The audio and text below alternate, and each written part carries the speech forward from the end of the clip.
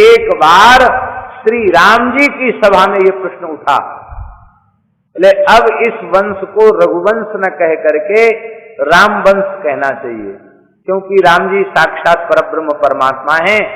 अब ये रघुवंश क्यों कहलावे, अब रघु जी के नाम को यहीं विराम दे दो, अब राम वंश कहना चाहिए, रघुवंश नहीं।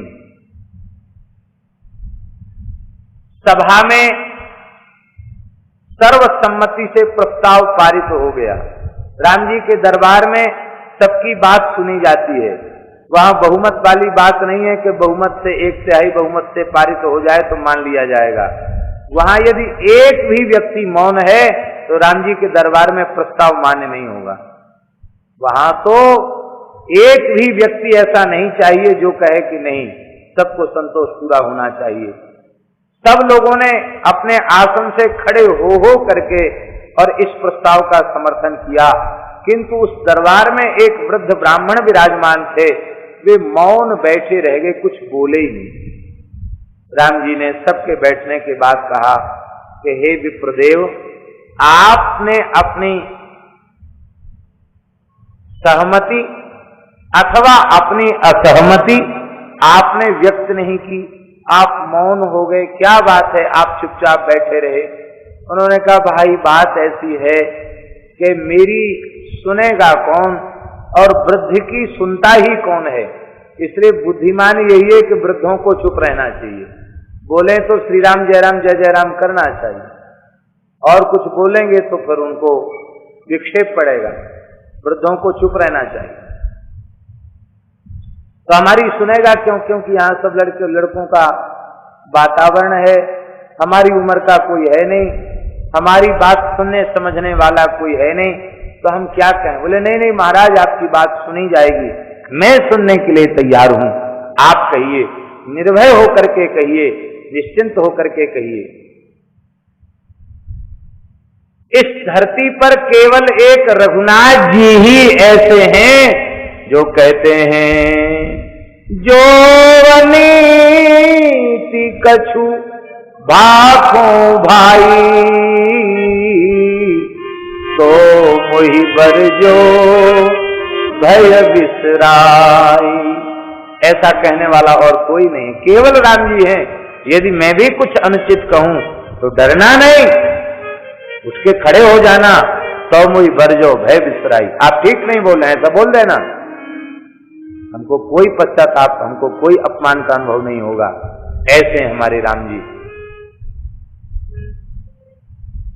वृद्ध ब्राह्मण को प्रार्थना की, वे ब्राह्मण देवता उठ के खड़े हो गए।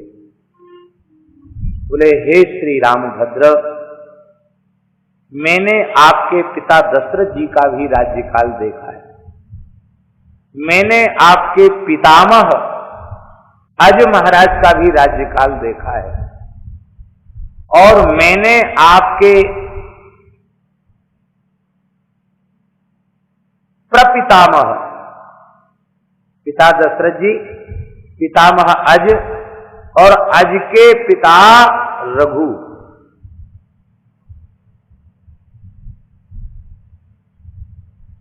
खट्वांगा दीर्घबाहुश्च रघुस्तस्मात् प्रतुस्रवा।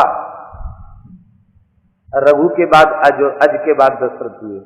हमने रघु जी का भी काल देखा है, संपूर्ण राज्य काल देखा है। महाराज आप अन्यथा न माने, रघु का जन्म महोत्सव भी हमने देखा है। दिलीप के यहाँ जब रघु जी का जन्म हुआ था, वो उस जन्म में, उस जातकर्म संस्कार में हम भी स्वस्ति वाचन करने गए थे। कितने दीर्घजीवी ब्राह्मण, लाखों वर्ष की उनकी आयु। राम जी ने बहुत आदर किया। वशिष्ठ जी ने कहा हाँ रामभद्र, मुझे ठीक से स्मरण है, जब मैं जातकर्म संस्कार रघु का करा रहा था, ये विद्वान ब्राह्मण उस समय वहां उपस्थित थे। भाई धन्य है, आप तो बहुत पुराने हैं, तो आप क्या कहना चाहते हैं। उन्होंने कहा हम रघु जी की 2-4 जीवन की बातें कहना चाहते हैं, फिर आप राजा हैं, न्याय आपके हाथ में। लोग सावधान हो गए, क्या कहना चाहते हैं। बोले महाराज बुरा मत मानना, क्षत्रिय वही श्रेष्ठ है जो ब्राह्मणों का भक्त हो। एक ब्राह्मण ने परीक्षा लेने के लिए रघु जी से रघु जी की रानी मांग ली।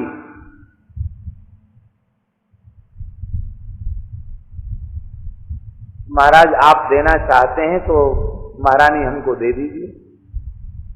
आपने कहा ठीक। महारानी से पूछा, महारानी ने कहा महाराज मैं पतिव्रता नारी हूं, आपके अधीन हूं, मुझे बोलने का अधिकार थोड़ी है, आप जो कहें वही ठीक है, आपकी प्रसन्नता में मेरी प्रसन्नता है।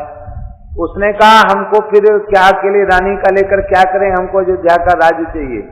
अंत में उस ब्राह्मण का लोभ बढ़ता चला गया और उसने सारी धरती मांग ली और उन्होंने प्रसन्न होकर के सब कुछ दे दिया और स्वयं एक वस्त्र धारण करके वे सरयू जी के किनारे जाने लगे। अंत में ब्राह्मण हृदय उसका द्रवित हो गया और उसने कहा महाराज हम तो केवल देख रहे थे आपके भाव को, हम क्या करेंगे, महारानी भी आपके निकट हैं और ये राज्य भी आपके निकट है, क्योंकि हम ब्राह्मण आप जैसे धर्मात्मा राजा के राज्य में प्रसन्न होकर भजन साधन कर रहे हैं, इससे बड़े सौभाग्य की ओर क्या बात हो सकती है। आप जुग जुग जिए और इसी प्रकार से शासन करें। ऐसे ब्राह्मण भक्त थे। और प्रभु आप बुरा मत मानना, आपने एक ब्राह्मण का कुल खानदान के सहित संहार किया है। यद्यपि भले ही प्रायश्चित कर लिया पर रावण का पूरे कुल खानदान के सहित संहार किया है। वो पुलस्त्य ब्राह्मण था, इसलिए आप बुरा मत मानना। रघु जी की जैसी ब्राह्मण भक्ति हमें आप में नहीं दिखाई पड़ रही है। राम जी बड़े प्रसन्न हुए।